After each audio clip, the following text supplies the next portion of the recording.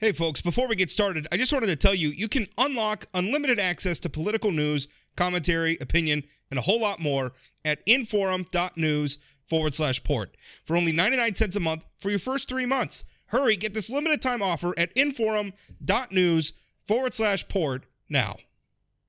This podcast is brought to you by the North Dakota Petroleum Foundation. From heating our homes, empowering our vehicles, to cell phones, clothing, and medical equipment, oil and natural gas makes everyday life better. North Dakota Oil and Natural Gas, advancing the possibilities. Learn more at ndpetroleumfoundation.org.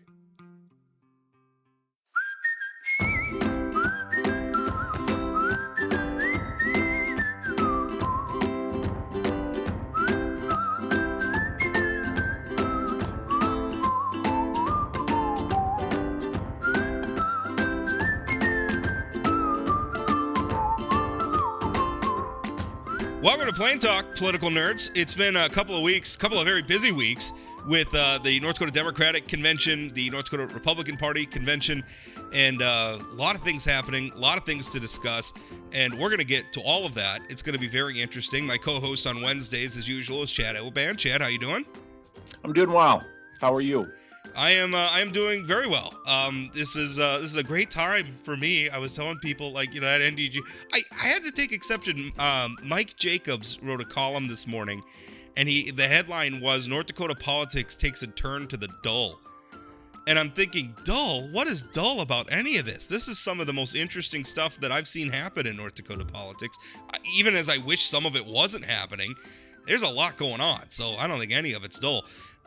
Speaking of not being dull, we have a very kind of interesting candidate on for the North Dakota Democratic Party. I watched him receive his endorsement in Minot at the Democratic NPL convention. It's Mr. Mark Haugen, candidate for Congress. Mark, how you doing?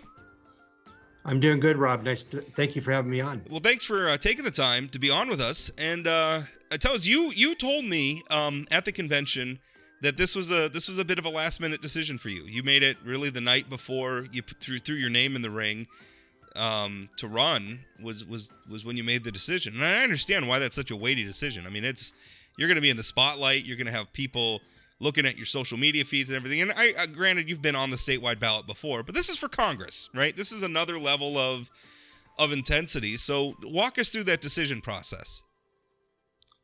Thank you.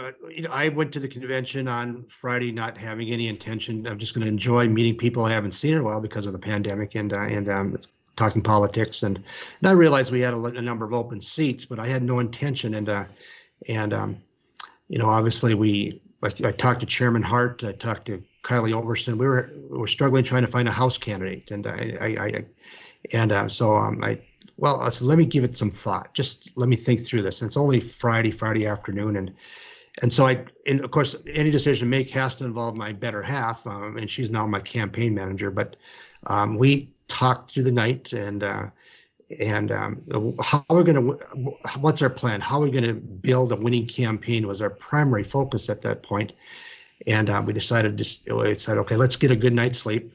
Of course, I decided to just do some research on my opponent, Congressman Armstrong, and get ready for if we decide to do this, be ready on Saturday morning. So I spent some time putting some notes together for the speech on Saturday. And then we talked, Shell and I talked again on Saturday morning before I went to pick up my nephew who's going to school up in Minot. And so after a little, again, more discussion, let's do this. I'll be your campaign manager. Let's do this. And so then, of course, I met with you. I met with a number of the press that were present on Saturday morning, and we off and running from there. So yes, thank you. To kind of repeat that story, and I was concerned we didn't have a viable candidate. We just didn't. I've been there before. I can do this. I can win. I don't want to preempt Chad, but I know Roland Reimers was at the convention seeking the endorsement. Now he's I think well known, at least to this audience, political nerds, as somebody who seems to be running for some office somewhere every cycle. In the past he's been very affiliated with the Libertarian Party. The Democratic Party, when he's sought, sort of made overtures to the party in the past, has rejected him. How much of you getting in was wanting to just make sure that he didn't end up as the candidate by default? It was part of the decision, yes, but again, you have to kind of do some self-conscious thought here and soul, looking into your soul, how looking beyond this and see how you can win. And if I could just bring up a point here, the scenes of January 6th just shook me to the core, and I started thinking, I think the principles of democracy are on very thin ice during that time period. And I believe I can be part of that coalition of men and women that are dedicated to serving their state, the people, the citizens of this country, the citizens of North Dakota over party. And we need to have a strong democracy. We need to have reasonable, well thought men and women in these positions, in Congress, in the Senate, in the House. The art of compromise shouldn't be something foreign. And that's a principle of mine. We just don't get everything we want to get sometimes. I'm sorry about this, guys. No, it's all right. Hey, Mark. Thanks for running. One of the things that I think was pretty clear after you announced is you're so incredibly respected from both sides of the aisle, frankly. And I think part of the reason for that is I don't know anybody who's more consistent in their faith and their values and what they believe in than you are. I mean, throughout your whole career since I've known you, can you talk a little bit about the role your faith, I think you're Catholic, plays in sort of the way you would govern, the way you're going to campaign, the way you're going to approach the work? Because I think it is one of the things that's appealing to you is you're willing to talk to anybody. You believe what you believe, but that doesn't mean you're going to shout and yell at other people when they disagree with you. So can you talk just a little bit about your faith? Thank you, Chad. I'll be happy to. Yes, I am. I practice my Catholic faith. I take it very seriously. I am pro-life. I'm very comfortable in the pro-life movement. I'm active in the movement. I'm going to be participating in an event tomorrow up at the state capitol. And so it's very important to me. The decision that a woman makes to have an abortion is a very serious decision. It's a decision that a woman, I'm sure, does not take lightly. And my heart, my prayers go out to anyone who has to make that decision. And we need to love and respect and just be there for them through that process. And so that's kind of where I'm at. But I am pro-life. I believe life begins at conception. And then I believe that the pro-life movement goes beyond the womb into more of a whole life approach to making sure baby and mom are taken care of.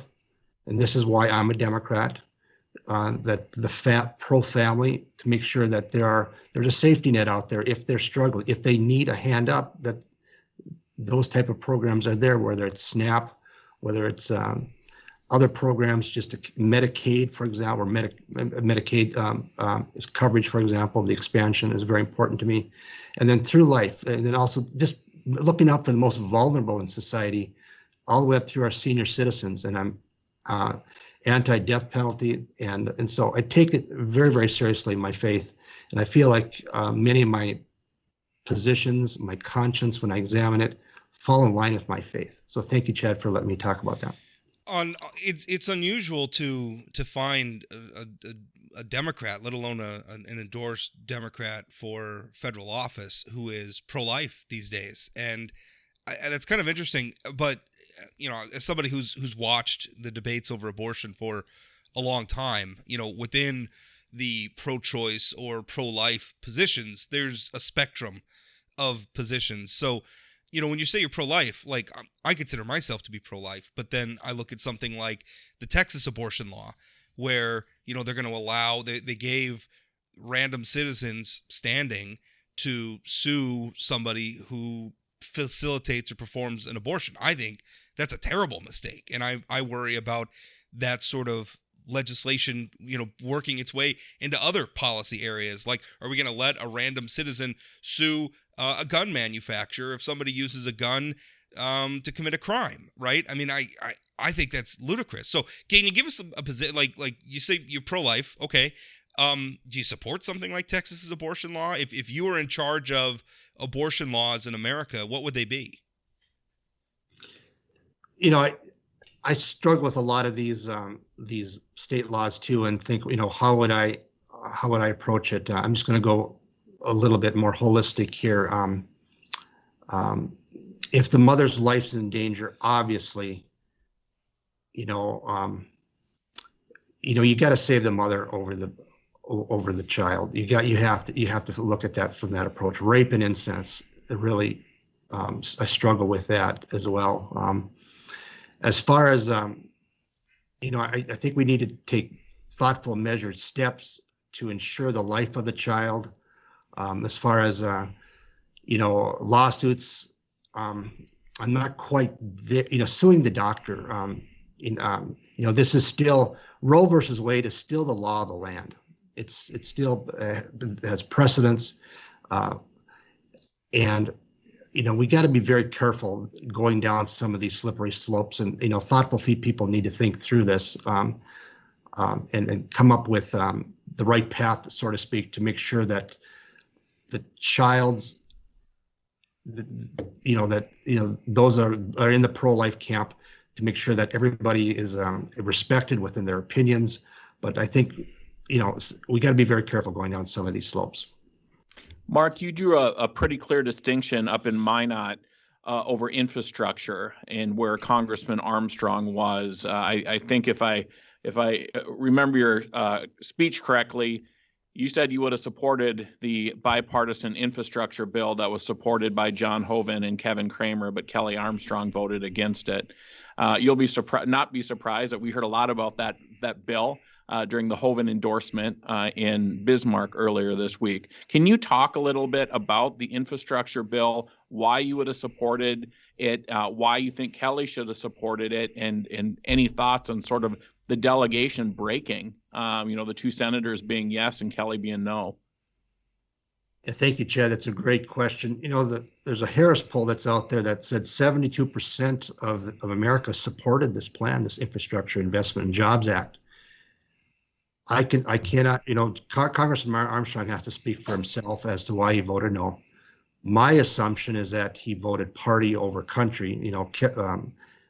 His minority leader, Kevin McCarthy, was probably telling his caucus to vote no on this particular bill. And it showed that in the ending vote. But for North Dakota, this is a $2 billion investment in our roads and infrastructure, roads and bridges, a $2 billion investment. 830 miles of roads will be constructed and rebuilt, 444 bridges needing repair. Looking at some of the sites, I think I got some of this information from from even Senator Cramer's office. This is increased funding for not only roads and bridges, but water and power infrastructure, public transit, broadband transmission, airports, and even cleaning up wells and mines. Some funding in there within this infrastructure bill throughout the country. And this is obviously I think this is stretched out over 10 years. I would have voted yes. Again, it's easy for me to say because I'm the candidate, but I'm going to do my best to represent North Dakota and not my party. I'm not going this to, become friends with Nancy Pelosi or the majority whip or whoever the case may be. I kind of fit myself because I'm more of a blue dog Democrat.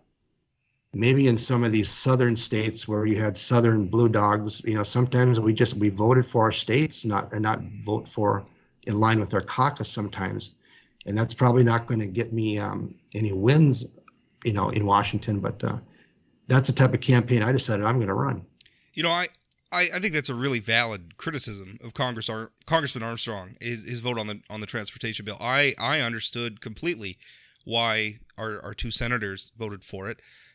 There's a lot I didn't like in that bill, honestly. But I think anytime you have these giant omnibus spending bills, I think anybody could sit down and probably find a lot of things they don't like. If I were Congressman Armstrong, I would have voted for it. And the reason why is, I'm looking at the dynamics of the politics in the Senate. and the dynamics of the politics in our federal government. Democrats have the White House. They control the Senate, obviously with the vice president breaking ties, and they control the House. So from the Republican perspective, they're trying to hold off things that are a lot worse. So they went and they negotiated a compromise transportation bill with Senator Joe Manchin, with Senator Kristen Sinema, and then they held up their deal that they struck with them and voted for that transportation bill. From the Republicans' perspective, what happens if you stab Joe Manchin in the back? What happens if you stab Kristen Sinema in the back when they're your bulwark against what is, and no offense to you two, a lot worse policy from the conservative perspective? You know, it's getting, you know, the least bad option. That's kind of what you have to do when you're in the minority. So I didn't understand Congressman Armstrong's vote. But to get to my question, you mentioned January 6th. And I think that's really interesting. And I'll tell you, that's something that's really bothered me about where the conservative movement's going. And I'm thinking about the Stop the Steal rally, which happened before January 6th, but after the election, that was organized here in North Dakota in Bismarck by Jared Hendricks. Congressman Armstrong was there. Senator Kramer was there. Senator Hoeven was there. It really bothered me that they were there. And I am very worried about some of these things, people making excuses for January 6th, thinking it's not such a great big deal. In fact, I was reading this morning, CPAC, the organization behind CPAC, the organization that gave Rick Becker his conservative rating that he's always talking about. They're going to go to Hungary and hold an event with Viktor Orban, who is pro-Putin and anti-Ukraine and is an authoritarian strongman who censors people. He censors gay and lesbian media and information. He crushes political dissent. I mean, I worry that there is a faction of the Republican Party that is increasingly flirtatious. I don't know what the right word, but obviously curious about authoritarianism. And that really bothers me. So I guess my question for you is, you know, expand a little. You brought up January 6th. Expand on that a little bit. You know, like I mentioned, democracy is fragile. You know, you look through history, and you know, democracies have come and go. We've been able to stay the course since 1776 and have this form of government they have that's for the people, by the people, et cetera. And to do that, you have to be able to sit across the person that you don't agree with and try to work through issues, and you're not going to and compromise. You're not going to get everything you want, but we have to work through this in that time, in that thought process that this is a democracy. It is a republic, and republics or democracies, however you want to make the statement, can come and go if we allow events like January 6th become the norm. And now I already see it already where people don't want to identify themselves as a Democrat. They're a little bit scared to talk to their neighbors now, their friends. And I think that's kind of hurt who we are in the Democratic Party because of what happened on December 6th. It doesn't bother me. I love debating the issues. I look forward to debating the issues with Congressman Armstrong about what's important, what I believe in, and my principles. And I'm sure he has his same principles as well that he will be sharing with the debates and the events that we're part of throughout this campaign. But we gotta be reasonable about this. It's okay to be in the minority. Express your opinion. Compromise. Move forward. That's so vitally important, I think, for our republic. Mark, you said earlier that you're not going to Washington to make friends with Nancy Pelosi. Rob and I have talked a lot about if you're a Democrat running in states like North Dakota, one of the things that's difficult is even if you're right on all the issues, many voters are concerned about the very first vote you're going to cast, and that's for Speaker of the House. And so I don't know if you've thought about this, but if you win, would you support Nancy Pelosi for House Speaker, or would you look for another Democrat who's maybe a little bit different than Nancy Pelosi? Yeah, you can make. I don't care if we make headlines here. I would not vote for Nancy Pelosi. Primarily, I think her time has come. She's served this country for I think 2 separate cycles as Speaker of the House, and she's been in the House for a long time. And maybe she's not going to run. I think there are tea leaves out there to say she probably would not run for Speaker if the Democratic Party was in the majority again. And so I'll leave it here and announce that I will not be voting for Nancy Pelosi. If she decides not to run for Speaker, I will be looking for some new blood.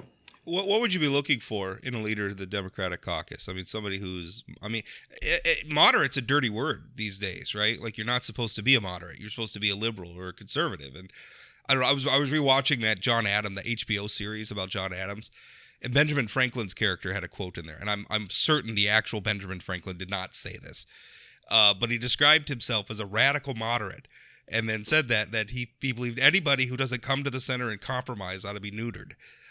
Was his comment. So, which I kind of appreciated. Like, I felt like that was very, not that I want to go around neutering people, but, I thought that was a very interesting, very relevant, point of view. I'm really interested in moderate, right and left, right? I'm interested in people coming back to the center in realizing that we have to govern, and that American greatness isn't something that's inherent. It's something that we achieved, and we have to continue working to achieve it. And that means working together. So, who are you looking for in terms of Democratic leadership? Like, he described the right sort of leadership for the Democratic caucus in Washington, D.C.?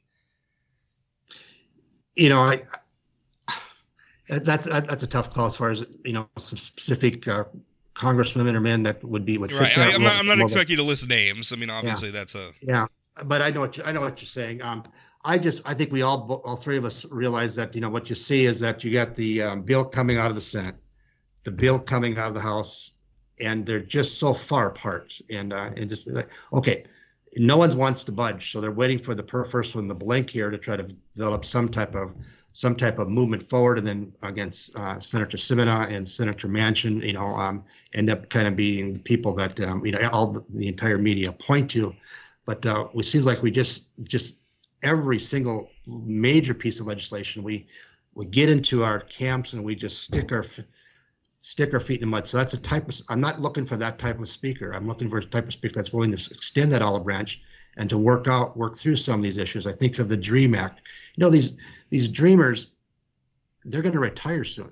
Some of these dreamers, they're probably, some of them are probably close to, I'm being joking to say retire, but they're getting older. We have to have smart people to be able to work through these issues. And I think we need a new breed in Congress, that new breed of person that can reach across the aisle and have some of these discussions. So great point. Thank you for bringing that up.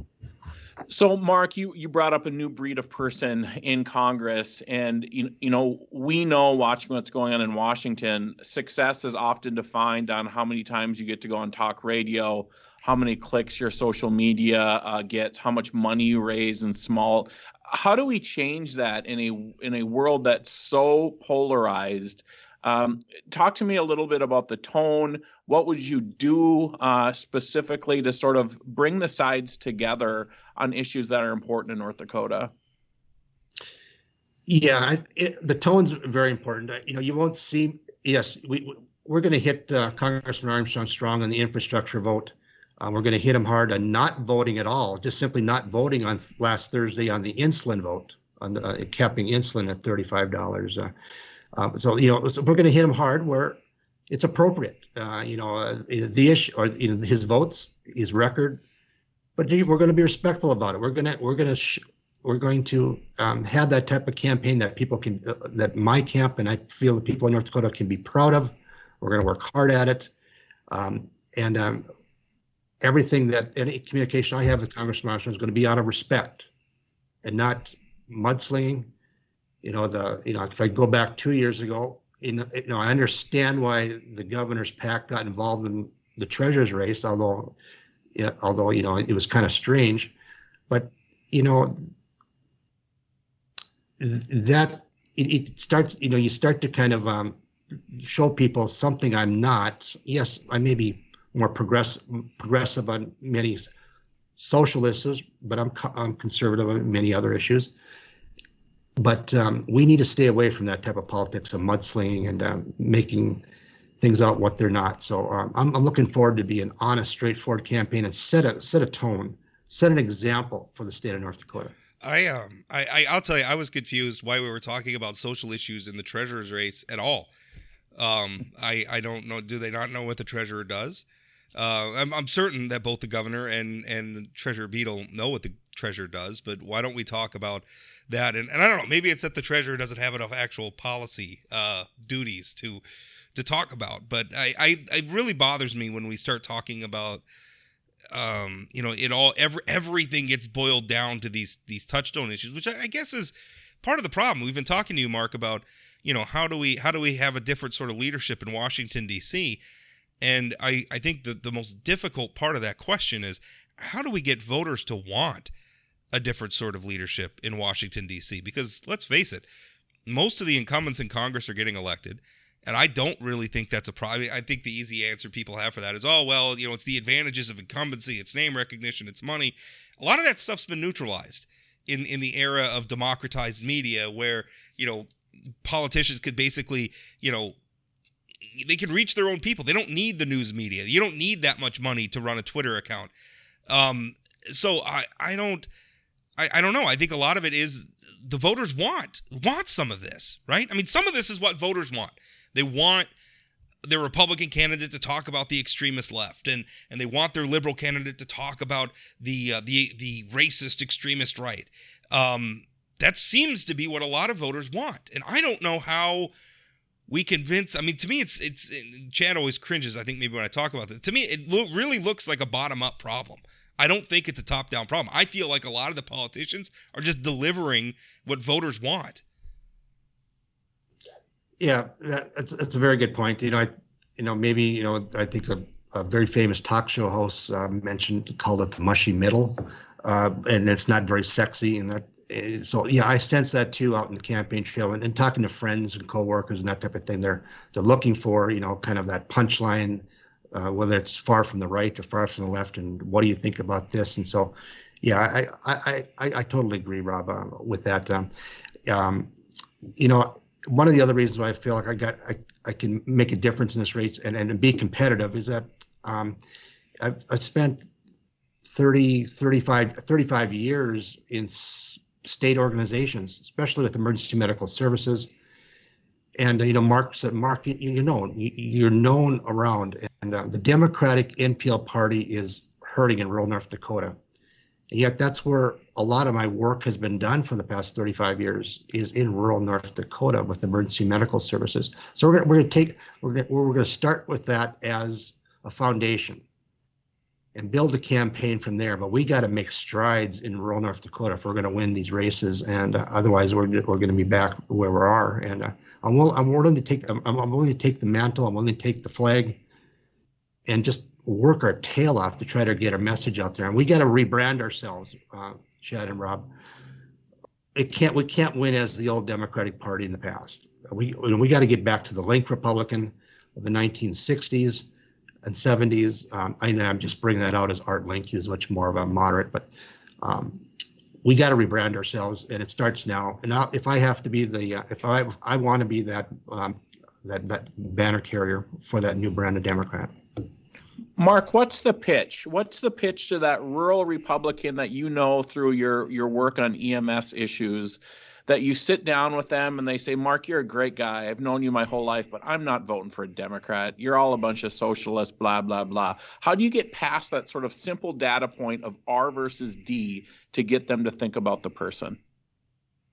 Yeah, it's a great question. I have so many great conversations with many of my rural friends, and yeah, I think in the end they vote Republican, but you have to get down and talk about what you stand for. I mean, I'm from Western North Dakota, Western McLean County, and we're on the edge of oil country. Where McLean County is coal.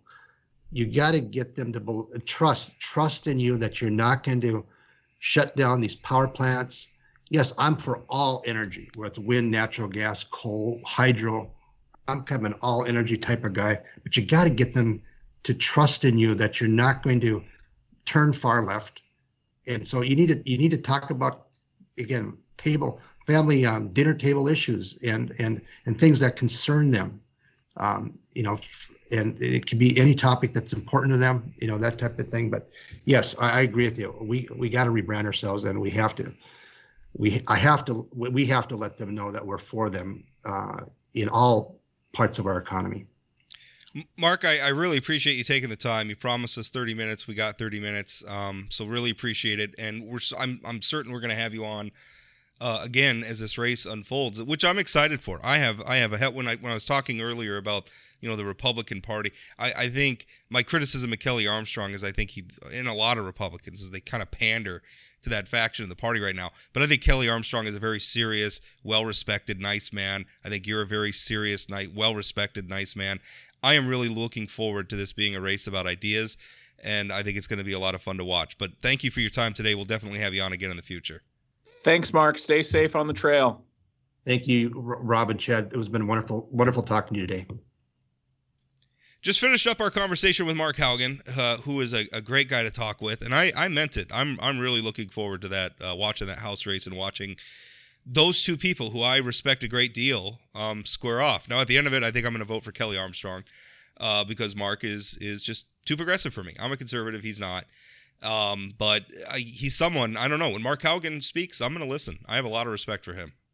Yeah, and I couldn't disagree with you at all because, like your opinion on Mark, I feel the same way about Kelly. I mean, the one thing that I would say about Kelly is at least when you're dealing with him, he leaves no wiggle room on what he thinks about things. It's one of the things I appreciate about him. When he's in the state Senate, when I would lobby him, I'd ask him, how do you feel about this? And he wouldn't tell me what I wanted to hear most of the time, but we knew we didn't have to go back and lobby him again. And he's a straight shooter. I appreciate that. Mark is going to run a competent campaign. It was a really good discussion. I think Mark might have broke a little news with this Pelosi bit. I mean, I don't think that's What do you think? shocking, What do you think my headline's going to be for this podcast? I was writing it down when he was talking. I noticed that. So that was interesting. And I what he mentioned, January 6th, that hits home for me. And I don't think, I don't want people to mistake that as just some anti-Republican talking point coming from a Democrat. There are plenty of Republicans who are concerned about that in their party, not just January 6th, but also what we saw at the NDGOP convention. For the most part, it wasn't unruly. I was expecting it to maybe be more unruly than it was, but I personally had an incident at the end. I know of at least one other reporter that did as well, who told me off the record, so I'm not going to go into any details about that. But, it was uncomfortable in a lot of ways. And I think there is a lot of concern about what does the Republican Party stand for locally in North Dakota? Is it this new sort of nationalist populism? And I'd say new, but certainly new for the party. Nationally, we're seeing CPAC go to Hungary and back, really somebody who is borderline a dictator. That really concerns me. There's a battle going on for what it means to be a Republican right now. And I'm not sure how many people are tuned into it. I think after that state convention in Bismarck last weekend for the NDGOP, I feel like I've been shouting at the clouds about this for like 2 years. And I feel like people are finally starting to kind of tune in and be like, no, this is a real problem. Yeah, Rob, as you know, I left just a handful of minutes before you had the incident with should we call them Becker supporters? Or, he was wearing a Becker button. And the thing, I don't want to attribute that. Like, I don't think Rick Becker would have condoned his behavior. That's not me trying to blame Rick Becker, but he was part of that crowd. Yeah, and I suspect, like you, I thought it'd probably be a little more rowdy on Saturday than it ended up being. And, we hashed this out on our last podcast, but Kevin Kramer, took some booze. But other than that, it was pretty good. I think then after Becker lost to Hoeven, I think a lot of people were surprised. I think part of that is when you're in a bubble and you only talk to your, people who agree with you, you're shocked when you lose. I think that's part of what's happening here. Whenever this sort of group of people loses something, they won't believe that they lost. The other side had to have cheated. But I suppose if you're only talking to, the 15 people around you who agree with you on everything, you don't understand that people disagree. And so, again, I'm sorry for you. I'm sorry for the other reporter. I'm sorry that anybody has to deal with this stuff. I was a little surprised to hear about it because when I left, it seemed like overall things were relatively calm. Yeah, I mean, I had quite a few. I mean, I think you saw it. There were a few people who would walk in front of the booth and accuse me of spewing lies or whatever. I had a couple of people buzzing me about that. To your point though about the about being sort of surprised when you lose. I had a conversation with some of the Becker supporters after, and they came back and they said, Rob, you got us all wrong. You're being unfair and everything else. And, one of the things that they were telling me is that, Rick Becker stands for the things that most North Dakotans want. Like, he's saying the things that most North Dakotans want to hear. And I just don't think that that's true. I think North Dakota is a very Republican place, no doubt about it. I don't know that North Dakota is as, and I'm using air quotes around the word conservative because that's become such a fraught term. What does it mean? But I don't think people are wanting the Rick Becker brand of conservatism as much as they think so. I just don't think North Dakota's that place. I think North Dakota is a very John Hoeven Republican place, which is why if that race had gone to the June primary, I think, John Hoeven would have mopped the floor with Rick Becker. And also, like, a lot of the Becker crowd I've seen in the days since, they've been touting the fact that, Becker got 44% against Hoeven, and Hoeven's, obviously this giant of North Dakota politics, and that is undeniably a good showing. But remember in 2012, John Hoeven was challenged by Paul Sorum for the governor and got 39% of the delegates at a state convention. Rick Becker Jack beat Dalrymple, not John Hoeven. Jack Dalrymple, you're right. Challenged, yeah, absolutely, you're right. Challenged Jack Dalrymple and got, a very significant portion of the vote. Where's Paul Sorum now? These conventions can produce outcomes that maybe really aren't in keeping with actual political trends. They become kind of a hothouse environment. Yeah, and I've been doing some sort of reflecting on the 2 weekends up in Minot and in Fargo, and it's so clear that Democrats desperately want to localize these races. Let's talk about what's going on here. I don't want to talk about Nancy Pelosi. I don't want to talk about Joe Biden, whatever. And the Republicans are just the opposite. Let's talk about Joe Biden. Let's talk about Nancy Pelosi. Let's talk about the dysfunction in Washington. It's going to be really the push and pull, I think, across the country in red states of conservatives saying, look at how terrible this president is. And local Democrats saying, no, look at the work that we're doing here in our neighborhoods. Well, I think one of the things, and I think one of the reasons why, especially sort of the Becker crowd, and it's not just that. Doug Burgum avoided getting booed at that convention because he just talked about how terrible a person Joe Biden was for 30 minutes. Which is pretty much the only thing everybody in that room agreed on, is that, Joe Biden's not a good not president. Everybody in that room. Well, not everybody. Most of the Republicans, all the Republicans in that room agreed on that.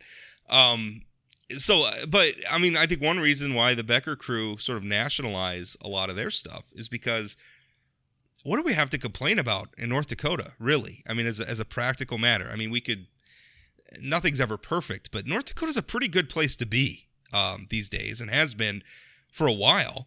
So if you're going to come out and hit Doug Burgum or some of the other, Republican establishment leadership over things, is it really going to be their job performance in North Dakota? Because it seems like they're doing a pretty good job overall. Well, particularly if you're coming at it as a conservative. I think that the vast majority of traditional conservatives in the state are getting what they want out of the state government. I think it's hard to deny that. I think maybe some folks further to the left would like to see things being done slightly different. But even there, I think there's quite a bit of overlap on some of the stuff that's getting done. But I just think this national versus localizing, and I feel like we've been talking about this for a year now. I mean, it's really what North Dakota Dems have to do. They have to figure out a way to break away because if it's just D versus R on these in these ballot questions, Democrats are going to lose every time. You can't have generic D versus generic R. It has to be Mark Haugen versus Kelly Armstrong. And also I think it also speaks to my bottom up problem though too. Like, you have to have voters to want to hear about local issues as opposed to national issues. Because when I take calls, when I get emails, or used to take calls on the radio, that's all people want to talk about is national stuff. And I think Democrats aren't that different than conservatives in wanting to talk about national stuff. and they don't realize the effects of. They want to talk about the "Don't Say Gay" bill in Florida or something. Which, I mean, I understand why people have strong opinions about that, but also that's Florida. That's not here. Or focusing still so much on Trump Right. as progressives. I mean, we've got to figure out a way.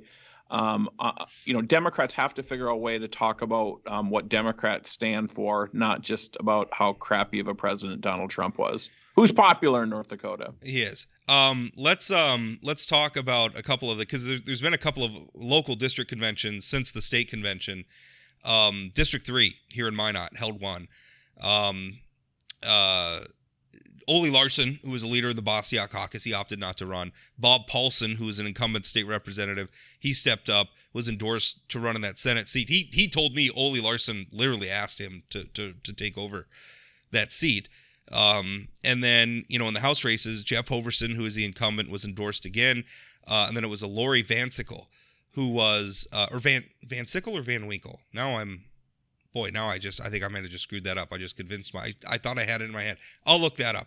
Anyway, she's the other House candidate. Roscoe Striley, who's a former state representative, he got like just 2 or 3 votes at that convention. Now, the interesting thing about that convention, we just came through everything with the state convention where sort of the Becker backers were saying, oh, everything's rigged and the party did all this stuff and they silenced the delegates and they didn't like all these new people showing up.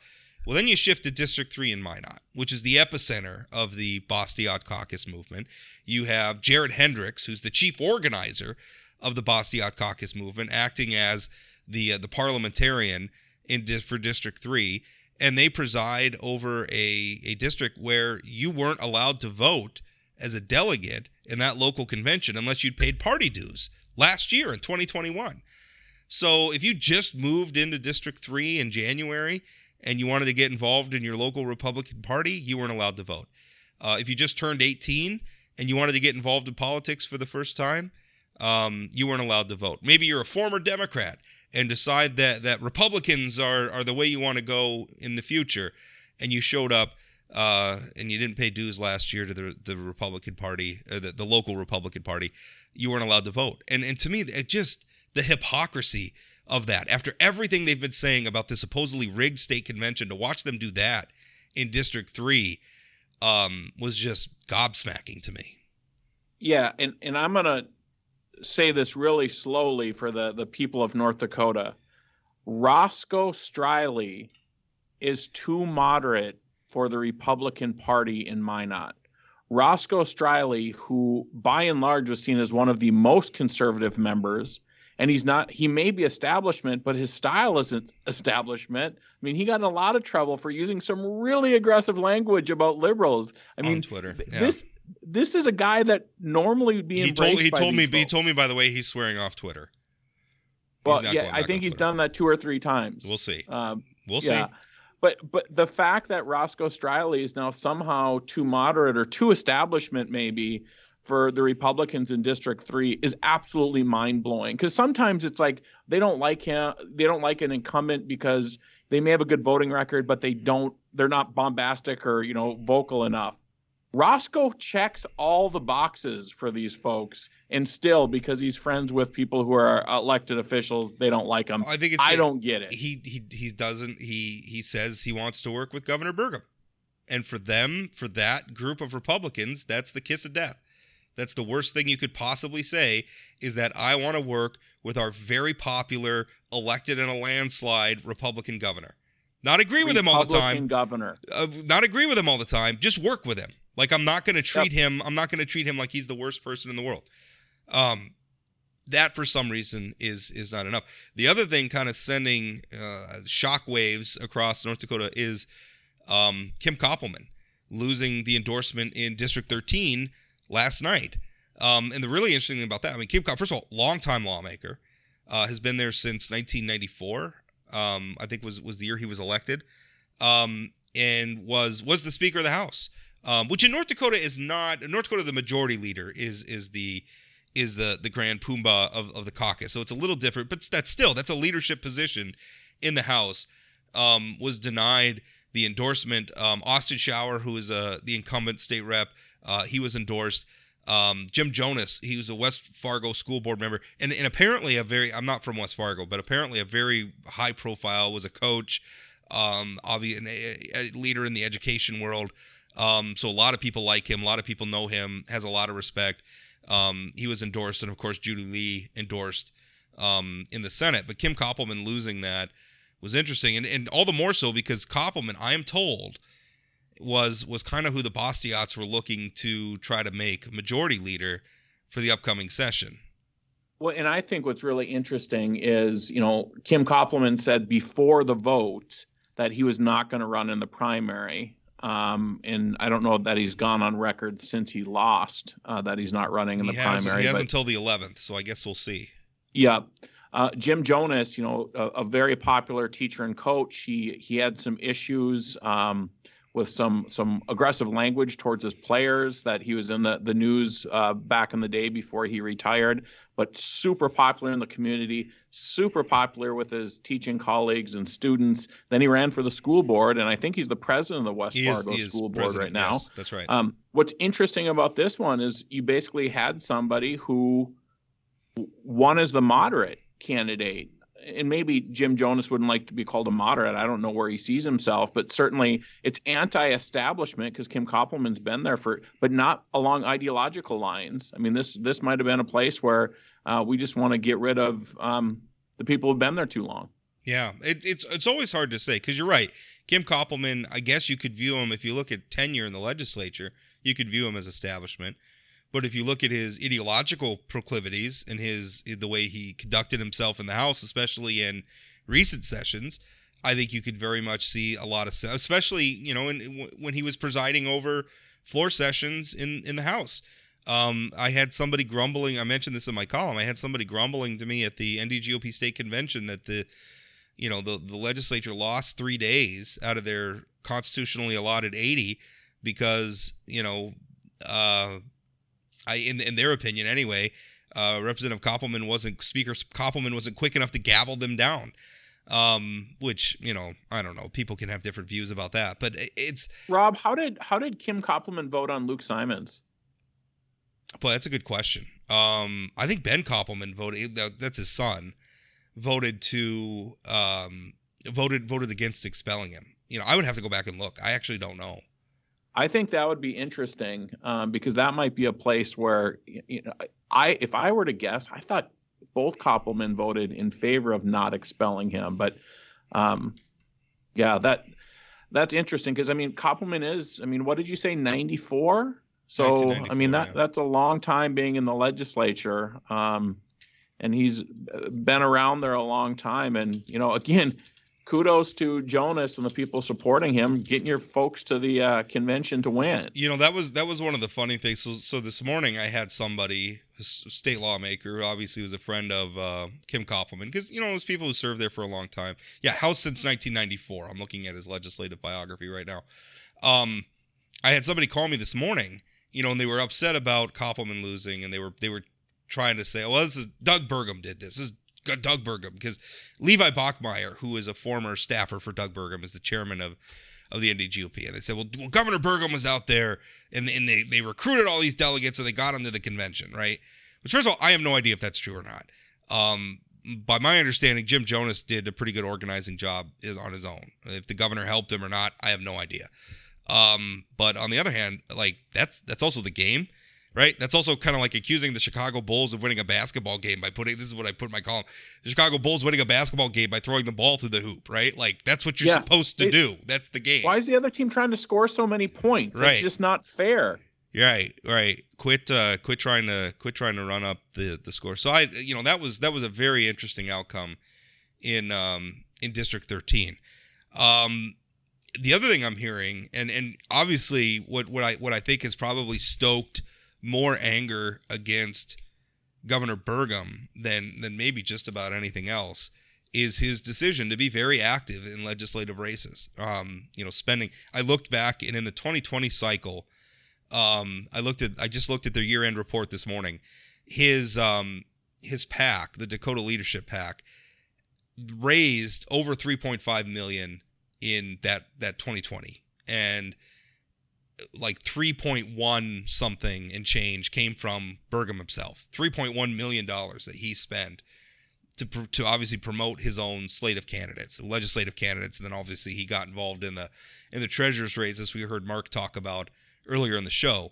He's going to do it again this cycle, and I've already heard there haven't been any reports filed. I already heard he's put a couple million in already, which I have no idea if that's true or not, but wouldn't at all surprise me based on last cycle. And he's looking at targeting some of these districts. District 33 with Jessica Bell.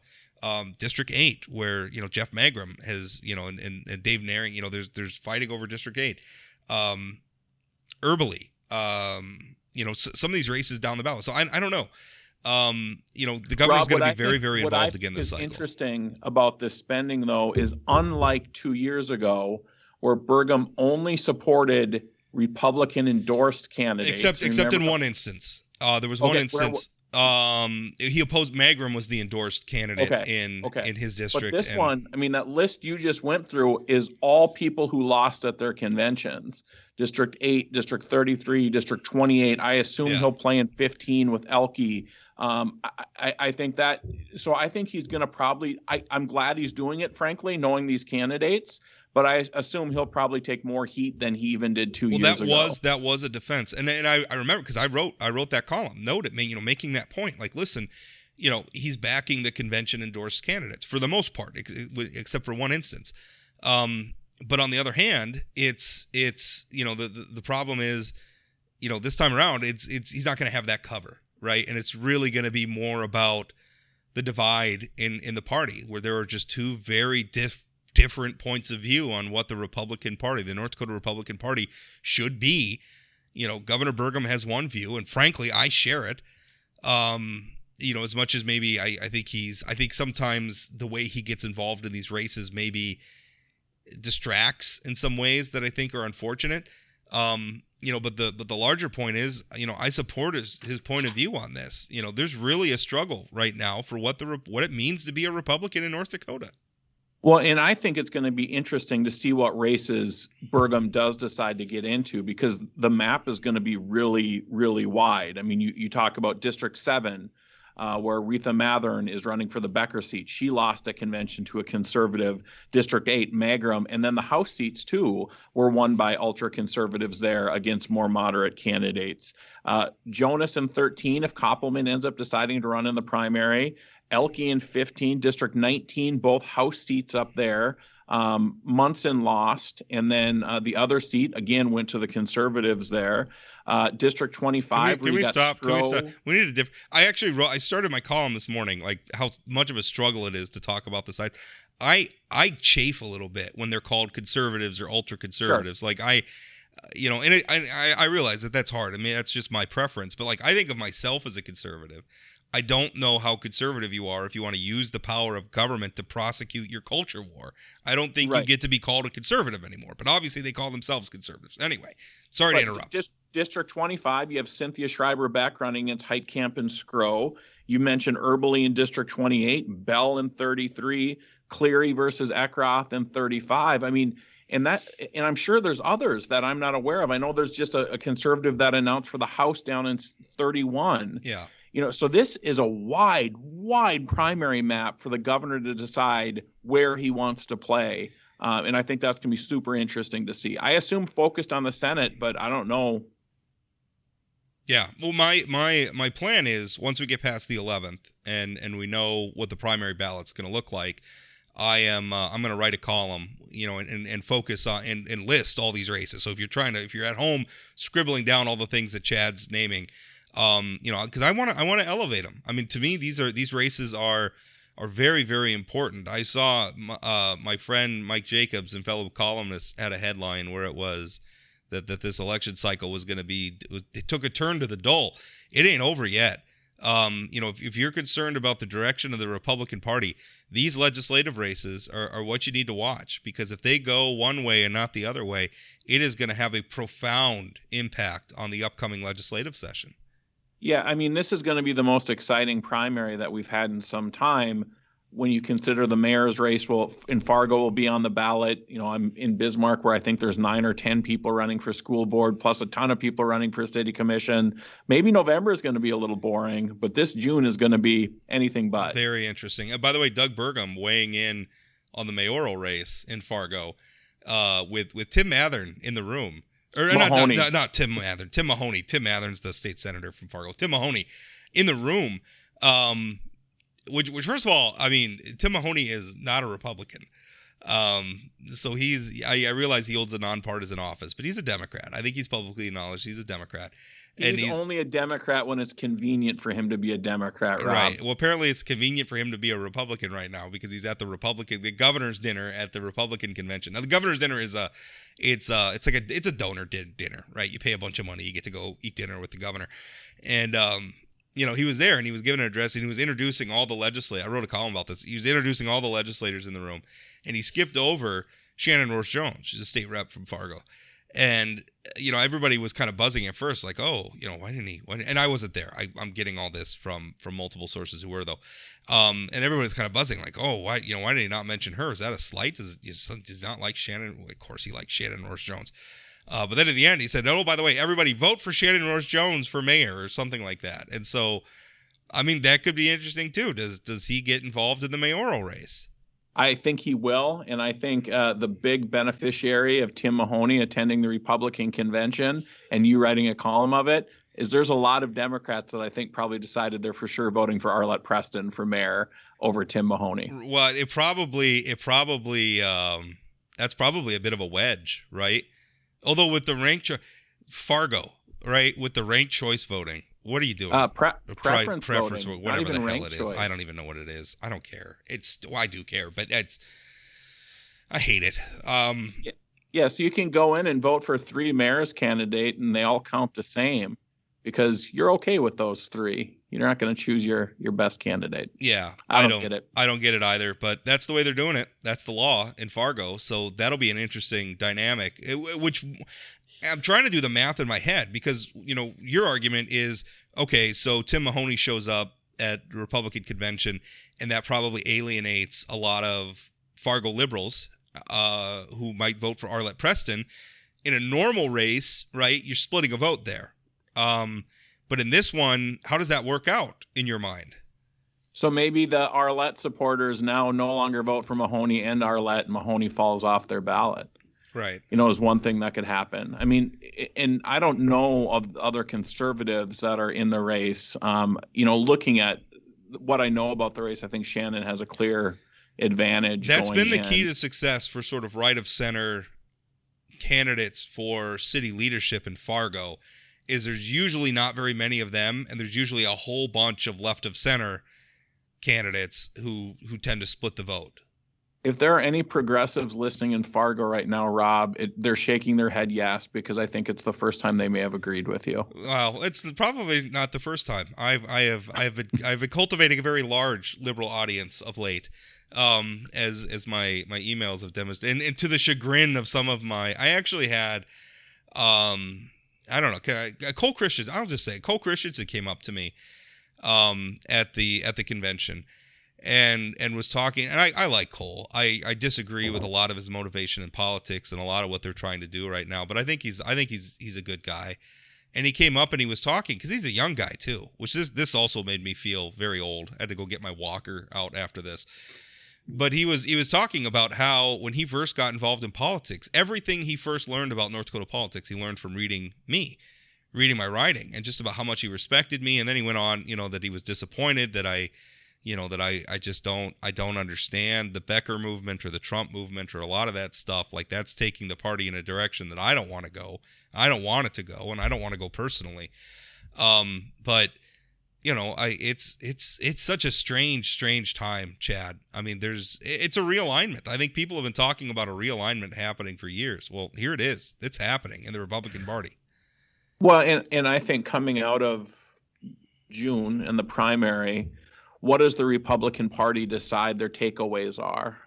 Do they decide to get rid of the endorsing conventions? I mean, when you look at the number of districts that are going to have primaries anyway, I mean, maybe Williston did it right and just said everybody go to the primary. moving forward. So I think that's going to be interesting. On the other hand, they drew over 2,300 delegates to Bismarck. Now, granted, it was uncomfortable in a lot of ways, and it was a lot. It was unruly. It was a lot to manage. But on the other hand, that's a lot of people who paid dues to the state party. And that's a lot of people who are probably making other sorts of donations and other sorts of contributions to the party. I would rather have that 2,300 plus noisy, unruly, kind of fighting among themselves Republicans over the, not even 200 who are in the room. It was over 200 with the online participants that the Democratic Party had in Minot. But let's not forget that the 2022 Republican convention isn't the first time where it's been uncomfortable. That's and true. Well, we mentioned Paul Sorum and Jack Dalrymple. Well, I mean, the last time Baszler was on, when Baszler ran against Joe Chang, and Joe Chang, had typos on his posters and whatever, and still got like 40 some odd % of the vote, and she was getting heckled. And so this isn't a new phenomenon, what we saw. I just think it's a little different when it affects a U.S. senator versus a down ballot person. Hoeven. I mean, because Hoeven's just he's a household name. And to see him have to fight for it a little bit. But I don't know that having to fight for it sometimes isn't such a bad thing. All right. Well, that's it for today's show. Really appreciate everybody tuning in. Coming up this Friday, our Friday show is not going to be about politics at all. In fact, we're going to be it's a national holiday. It's my birthday. No, I'm kidding. It's opening day for baseball, or opening day. It's more like opening week now because they spread it out. But it's Friday. It's going to be baseball season starting. So it's going to be Chad, Rob, and Kelly Armstrong, who are all, in addition to being political nerds, baseball nerds. Which is a cooler sort of nerd, right? Baseball nerd's a cooler sort of nerd. When I tell people, I introduce myself as a baseball fan and not a guy who obsesses about arcane bylaws at legislative races. Anyway, so that's what's coming up on Friday. That should be a lot of fun. We're going to talk baseball, no politics, take a little break from it, and then we'll get back to it next week. Chad, thanks as always for your time. Thanks, it was fun. I'm looking forward to Friday. I think we're going to bring a different listenership to the podcast. Yeah, I think so. With a lot of fighting about the designated hitter rule, which is thank goodness is now universal. But we wouldn't possibly want any strategy in baseball. Yeah, I don't. You're kidding yourself if you think the double switch was strategy. All right, we'll talk more about that on Friday.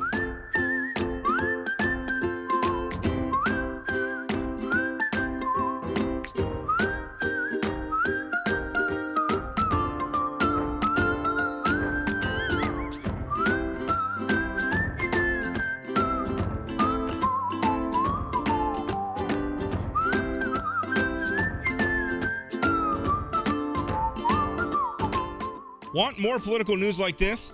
Visit inforum.news/port to get 3 months of unlimited access to our news network for only 99 cents a month. Don't wait. Get this limited time offer at inforum.news/port now.